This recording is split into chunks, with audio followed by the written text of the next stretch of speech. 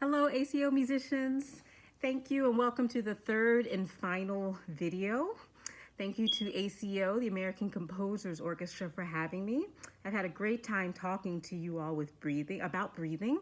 And remember, this is for flute players and wind players and brass players, but it's also for actors. It's also for other artists who are looking for ways to breathe a little bit deeper, and also learn to relax their stomach muscles a little more, which will de-stress them before their performances. So you can use the last two exercises that I taught you really in any capacity: before performing, after, beginning of the day, the end of the day. It's really up to you how you want to use it. So I am using them directly to teach you about how to breathe correctly as a flutist. So let's continue with that. So you finally see my flute now. And it really does take this long for me to bring out the instruments for my students, because I really want them to learn what breathing feels like, and what full amount of air can do, how powerful it can be. And why it's important for us wind players or brass players is because in order for us to produce what we call full body sound, we need what we call fast air. And so for you brass players, you've probably heard it referred to not as fast air, but supported air. You hear that word a lot as a wind player, and people are always just like, what does that mean? But it basically means fast air. How do you produce fast air? You do it with exactly the exercises I just taught you. Fast air is like when you're blowing up a balloon, and in order to make that balloon expand, you have to use that amount of air. So it's not going to work if you're using air like this. That's very slow. You'll barely get that balloon to go even half of its capacity. To get it to its full capacity, you need, that's what you need. And another image for you, what I like to do with my baby students, we get a piece of paper and we put it on the wall. We call it paper on the wall, very simple. And the idea is to keep the paper up on the wall with just using your air. Okay, so your toes go up against the wall, you're holding the piece of paper, then when you let go, you're blowing. Try to keep it up. It's harder than it sounds, trust me. I've made it to about 8 seconds, that's a record. Most of my students make it to about 2. Okay, so if you can make it past 8, I want you to write to the American Composers Orchestra, write me a message via their website. I would love to hear if you could make it past 8. That's incredible. So what we're doing now, I want to teach you how to create that fast air. If you are breathing correctly and you are allowing that diaphragm to activate the lungs, which then allows you to exhale the breath in a fast way, then you should get a full body sound. I'm going to demonstrate. So I'm just going to breathe for 4 beats, and I'm going to exhale for 4 beats, and listen to the full body sound. It sounds full. There's nothing very airy about it. And how I like to describe full sound is more sound than air. If you're hearing more air than sound, that's an airy sound. And that's what we're trying to avoid as flutists. Okay? You want full body sound.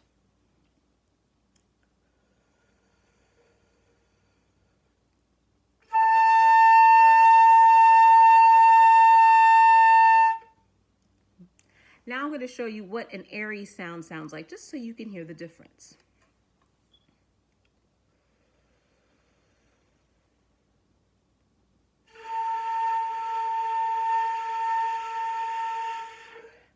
You hear all that extra noise? That was air. And that's what we have to learn to push through. Okay? So you see why it is important for us now to utilize this well, not utilize this, so that when air comes out, it affects our sound, or musicians also call it tone. Okay?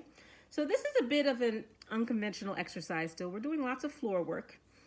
My students generally love it. Just they get to relax a little bit, not, with their core muscles, but they get to relax their mind and energy and focus on breathing. How easy is that? So This is something they like to do, and that was a bit unconventional. But let me remind you of what we need. We need our instrument. All right, comfortable clothes, semi-comfortable clothes that you can move around in. And of course, a yoga mat or a towel, okay? Or if you have carpet, that's fine. Just lay on the carpet. Just make sure it's clean. And that's how you get started. So I'm gonna lay down. All right. You don't need to see me as much as you need to hear me, okay? So your feet should be about a foot apart, okay?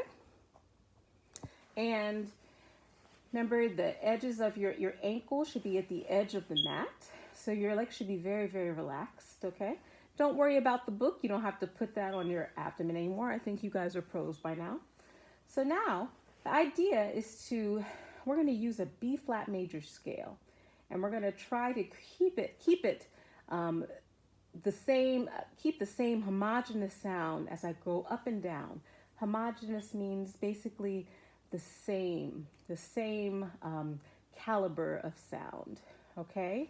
And so I want it to be the same as it goes up. It shouldn't be weak and then strong as you go up, or strong in the bottom and weak as you go up. So first I want to demonstrate what it should sound like. Every note is going to be a half note, and I'm going to go up the octave, and you're going to hear full body tone. And I'm doing it like this because it allows me to focus on my breathing.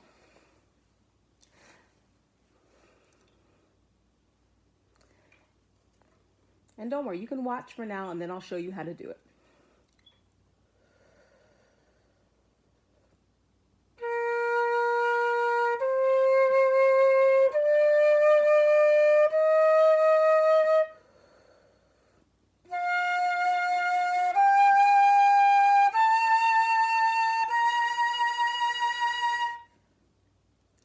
What we don't want is this, it to be nice and full in the bottom and thin at the top, more airy at the top.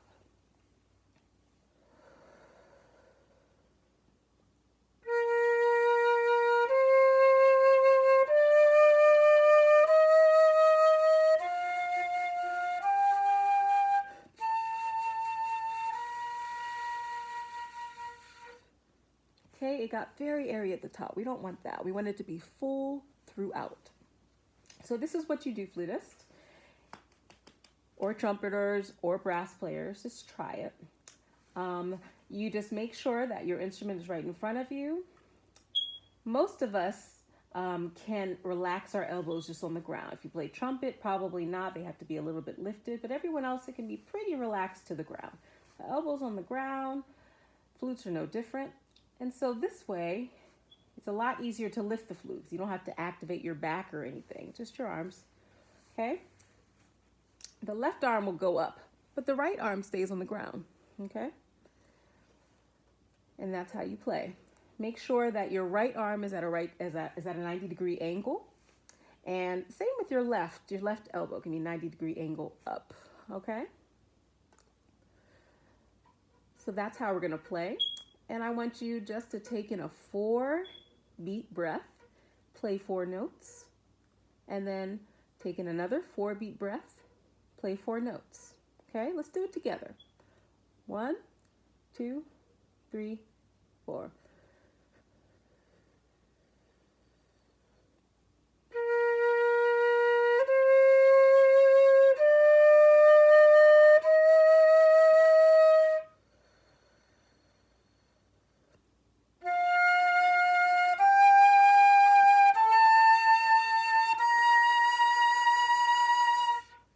Good. If that was clear, let's do it going down now. Okay, so you take in 4 beats of breath, 4 notes, take in 4 beats of breath, and then the last 4 notes of the B flat major scale. You'll notice every single note that we play is about a half note long. So that means it's 2 beats long. Okay, start from the high B flat and go down. 4 beats of breath. Ready? Breathe in, 2, go.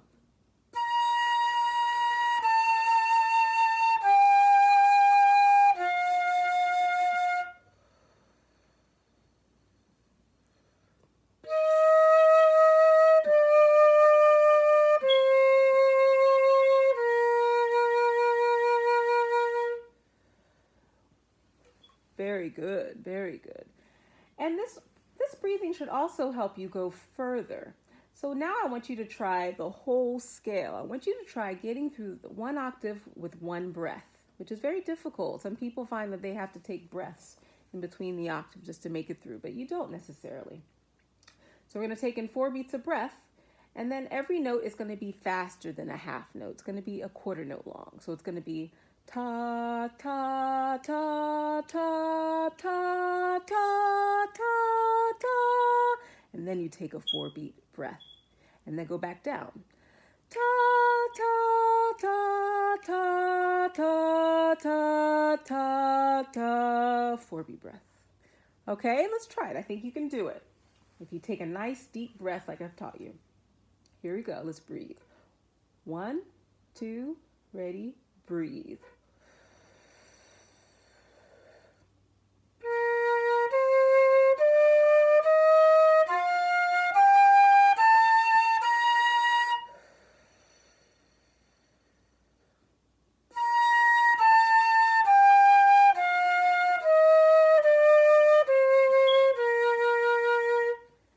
Did you make it? Good.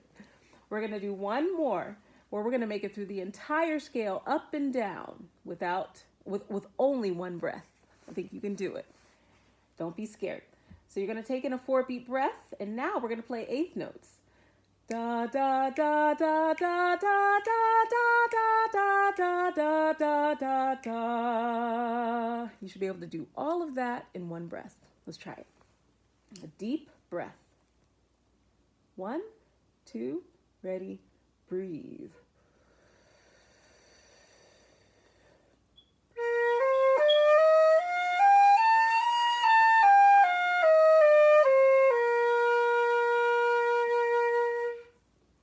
Excellent. So I realize we're all at different levels. I teach young students all the way up to adults. I teach advanced high school. I teach college-age students. And so everyone is at different points in their music making. So some of these exercises were very easy for a lot of you, which is fine. But the idea is I want you to take the concept of breathing. Flutists are constantly trying to figure out ways to make it seem like we don't need to breathe. We're trying to make breathing feel effortless. And so that's difficult for us to do. So you can use these techniques when you're trying to find places to breathe, when you're trying to get in those catch breaths, those very quick catch breaths that are like, yep, you can only do those with the deep breathing I was telling you. Otherwise, it's the throaty breath, and you can't really get in much air that way. So use these concepts. Be aware of your diaphragm as you're playing, and constantly activate it. The more activated it is, the better. One last thing I recommend to you. Do core exercises, like Pilates, because that strengthens your core and it makes you more body conscious. We really do have to be conscious of what our bodies are doing as musicians. And so yoga and Pilates helps that. So I would love for you, more advanced flutists or just people that are really working on this area of breathing, to just go get some core lessons. Okay? This has been wonderful. Thank you so much for being with me. If you want more information, go to the American Composers Orchestra's website, and you'll see these videos there. And if you want to contact me, there's a way of doing that on their website as well. But I wish you well in your fluting adventures, and just make sure that you're constantly breathing. And when you're breathing, breathe in deep and long, and enjoy the fact that you are able to do it. Thank you so much.